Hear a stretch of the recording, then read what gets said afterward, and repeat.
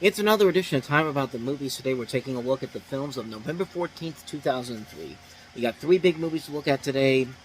Neither one of them were major hits in general. There were a couple of even some big budget misfires here and a couple of notable ones, but does that mean the movies are bad? Let's go ahead and take a look and find out. Let's start off with the first movie here, the biggest new release of the weekend, and that is Master and Commander: The Far Side of the World, starring Russell Crowe and directed by Peter Weir.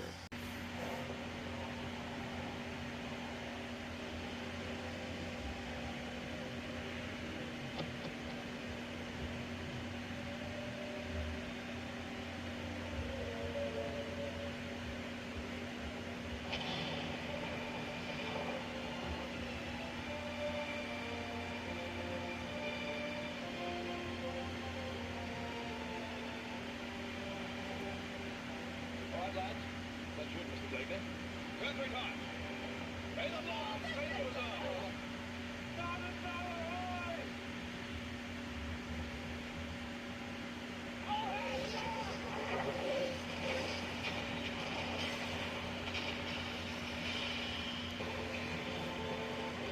Two big 6 inches, sir. The men before you anywhere. As a friend, I would say that you should have turned back weeks ago. It's leadership they want.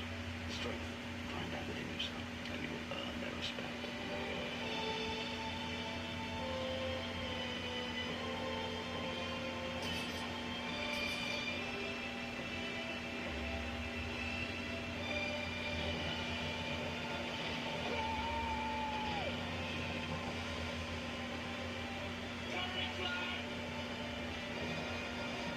Moving forward, you'll take command of the ship. Command of the ship. What did you say? And for the prize! Stay off, Dixon. Let's fly!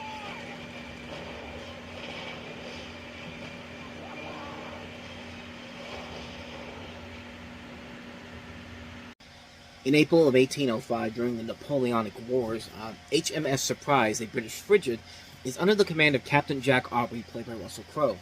Aubrey and the Surprise's current orders are to track and capture or destroy a French privateer named Acheron. The Acheron is currently in the Atlantic off South America, heading towards the Pacific in order to extend Napoleon's reach of the waves. The task will be a difficult one, as Aubrey quickly learns in an initial battle with the Acheron that it is a bigger, faster ship than the Surprise, which puts the Surprise at a disadvantage. Aubrey's single-mindedness in this seemingly impossible pursuit puts him at odds with the Surprise's doctor and naturalist, Stephen Metterin, who is also Aubrey's most trusted advisor on board and closest friend. Facing other internal obstacles which have resulted in what they consider to be a string of bad luck, Aubrey ultimately uses Metterin's scientific exploits to figure out a way to achieve his and the ship's seemingly impossible goal. And this was a highly ambitious film based off the novels by Patrick O'Brien, and the head of Fox at the time, Tom Rothman, who now runs Sony, really was wanting this to be a personal passion project and really went out to Peter Weir to direct it. And Peter Weir's a great director. He's made a lot of great movies, The Truman Show, Witness, Gallipoli, so it makes sense to bring him in there. Plus, these type of films were coming back into form, especially with Pirates of the Caribbean being as successful as they were. So there was a lot of high ambitions to this.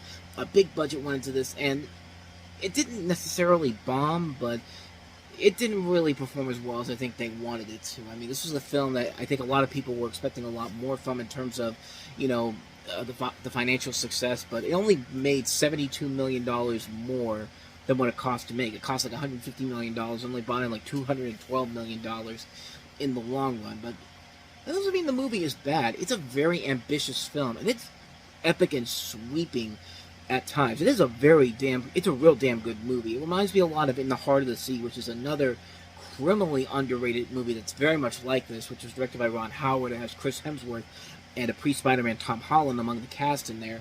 And you've got Paul Bettany in here, the Vision, pre-Vision, of course, and then Russell Crowe, who was also Superman's dad. As you can tell, I'm bringing up a lot of comic book movies here, but this is the first time these two worked together since A Beautiful Mind, Russell Crowe and Paul Bettany. And in addition to them, you also have a cast that includes James D'Arcy, Richard McCabe, who else is in here? Billy Boyd. I think that's the only big names that they have in here, but there's a lot of great actors involved in here in general. John Cawley, one of the writers of Happy Feet, wrote this.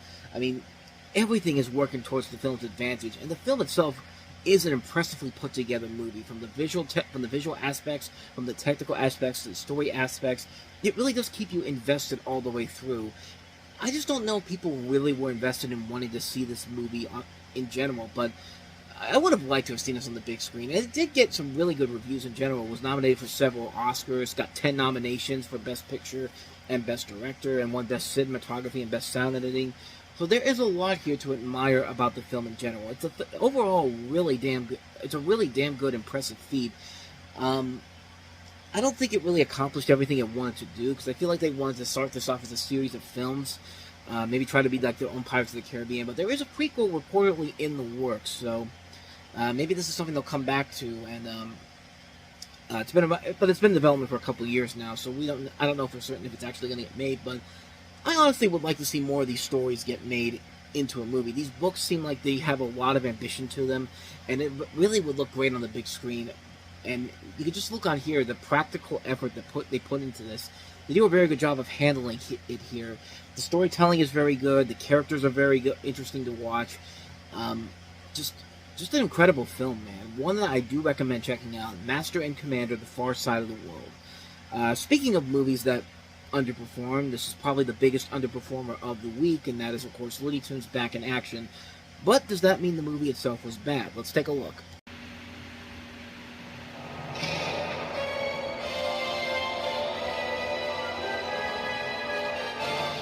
Somewhere in the dark underworld, there is a plan. A plan to rule mankind. Now, the world's most elite organization must step forward to search the globe for evil, scour the continents for danger, and what they discover will turn the world upside down.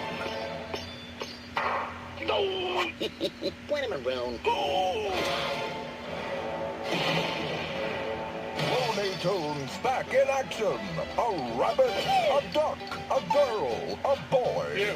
You, him, her, them.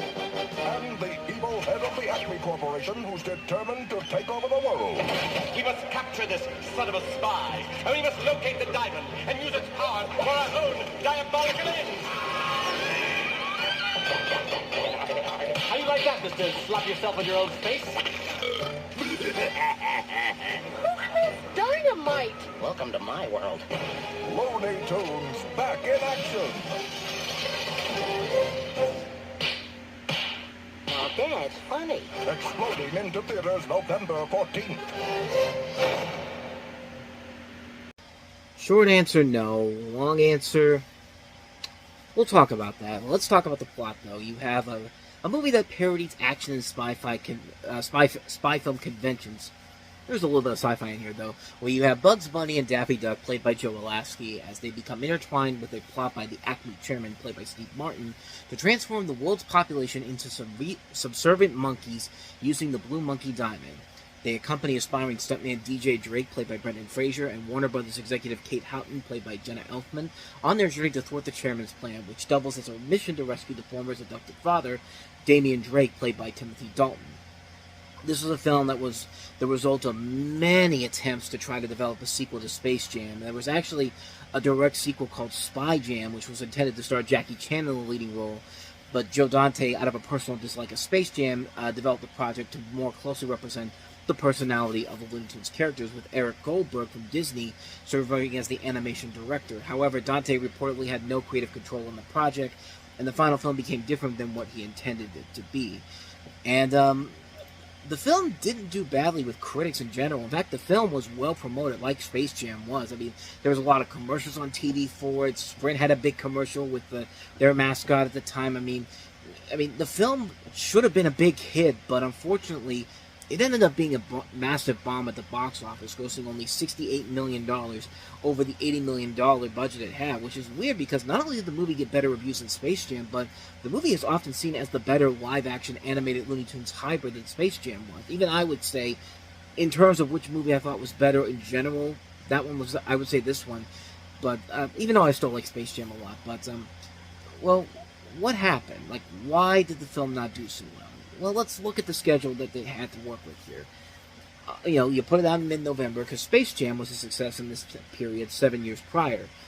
But the big thing was that the film was literally sandwiched in between two bigger family films, two more highly anticipated family films, if you will, including the much bigger and more successful Elf by Warner Brothers, which actually was the #1 movie this weekend, and then the shitfest that was The Cat in the Hat. And this movie lost to The Cat in the Hat. And we'll get to The Cat in the Hat next week, but I think you all know how bad that movie is. But not only that, Warner Brothers was trying to start a revitalized franchise of Looney Tunes media and products, starting with this. There was a lot of new shorts in the works, actually one that premiered in front of this when it came out, and it was also a Duck Dodgers TV series commissioned to tie in with the show, but the box office failure of the film pushed Warner Brothers to desperately attempt to rebrand the Looney Tunes, and we got the terrible series that was Lunatics Unleashed.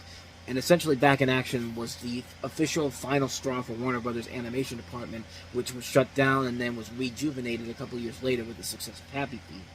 So with the movie losing a ton of money at the box office, does Looney Tunes Back in Action really deserve that distinction of being a straight-up bomb? And I said, no, I think it's easily the better-made movie of the two films. And for one thing, it seems that Joe Dante has a clearer, more idea of what he could do with the Looney Tunes than somebody like Joe Pitka did. I mean, this is clearly showing that he's a fan of the Looney Tunes, knows exactly what can be done with the characters with an actual story, not to be forced to make a movie that's clearly about the money that Space Jam did.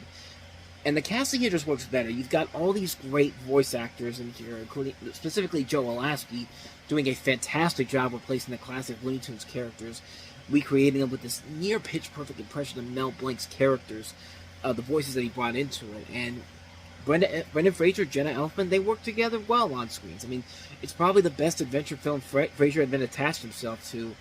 Stuff like Journey to the Center of the Earth, Mummy 3, Inkheart, Furry Vengeance. When you think about it, this probably is the best adventure film he's been attached to. Steve Martin's surprisingly hilarious too as the bad guy in this. I mean, he really plays the over-the-top bad guy in here really well. It's a criminally underrated performance in general. You've also got Joan Cusack, Timothy Dalton, Heather Locklear. There's a lot of creative and funny moments in here. The painting jumping scene is complete brilliance. It's an incredibly inventive scene with these different animation styles. It feels like you're watching a modern-day Looney Tunes short in terms of how creative and funny it can be. I mean, and also it has probably the best overall thrashing of the live-action Scooby-Doo movie overseas, with Matthew Lillard being criticized by Scooby and Shaggy, once again played by Casey Kasem and Frank Welker, and basically saying, you better be better than me in the sequel, or I'm coming after you. And look what happened to Matthew Lillard. He became the official voice of Shaggy not too long after that. If the film has any big flaws to it, the story is a little weak and a little too predictable, especially when they try to throw in this last-ditch effort to turn it into, well, I mean, it is pretty much a spy film, but in the end, it feels really pointless. I mean, the visual effects can look dated at times. There's a sequence where, Fraser and Elfman get trapped with the CGI dog robot blocking the way, and it looks so fake. It makes Dino from the two live-action Flintstones movies look more realistic. And, yeah, the second Dino from the Flintstones movie was not that, I mean, it was the second Flintstones movie, but that looked much better than this did. And, yeah, but despite all that, Looney Tunes Back in Action clearly was made by people who knew what the Looney Tunes were capable of. It's a better, much more competently made film than Space Jam was, but in terms of which film had the lasting impact that worked better, Space Jam. I mean, yeah, Michael Jordan and Bugs Bunny. I mean, it was perfect for the time period. And like I said, it's not a great film, but it's still one of my guilty pleasure movies.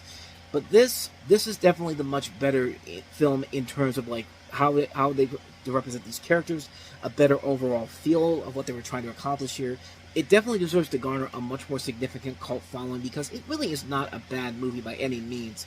And it's definitely worth it. I mean, especially now that with Warner Brothers, the way they're treating the Looney Tunes characters now, I mean, this is a film that definitely deserves a lot more attention than it's been getting, and I'm glad to see that the appreciation for it has grown over the years. So, at least I know that the appreciation for this is slowly but surely gaining momentum. The film is getting the proper reappraisal that it definitely deserves.